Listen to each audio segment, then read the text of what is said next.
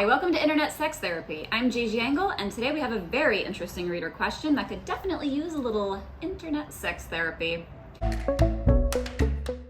What do you do if two of your friends want to have a threesome with you? I'd like to give a couple of tips here on how to have a threesome that is interesting for everybody, enjoyable, and respectful to everyone involved. So the first thing that's really important is that everybody has communication. This is the most important part of any good threesome experience. Really any sexual experience, but for threesomes it's especially important because we have three people involved, which means three sets of feelings, three sets of boundaries, and a three-person relationship where everybody needs to be taken into account. A really important aspect of good threesomes is that everybody is having the sex that they would like to have within the threesome dynamic.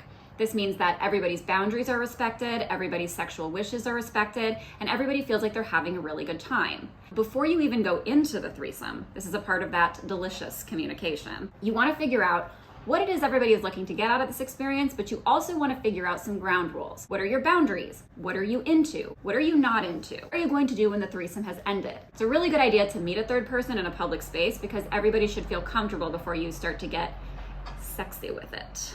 So during the threesome, sometimes two people in the threesome may be having a sexual experience where the third person isn't involved in it. It can be kind of awkward for the third person, like what are you supposed to do in that situation? I always suggest getting out a toy, pleasuring yourself, enjoying the whole show that's being put on for you because you're still involved in that experience. You feel like you're being left out. That's not a great feeling. So it's important to voice up and say, hey guys, like could I get involved in this? People who are kind and people who are empathetic are not gonna have a problem with that because again, communication is lubrication. If this is happening with a couple and you're bringing in a third person, it's not just about what the couple wants. That is what is called unicorn hunting.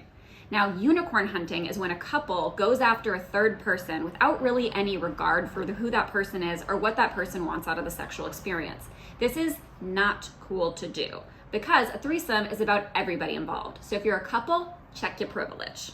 What is going to happen after the threesome? This is something you have to take into consideration.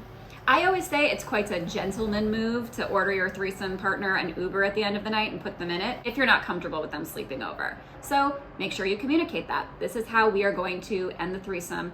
Everybody needs to feel comfortable and feel like they're being treated with respect. So when it comes to threesomes, you want to be sure that everybody is communicating, everybody feels like their needs are being met, you are respecting everyone's boundaries, and everyone should feel included because that is the name of the game.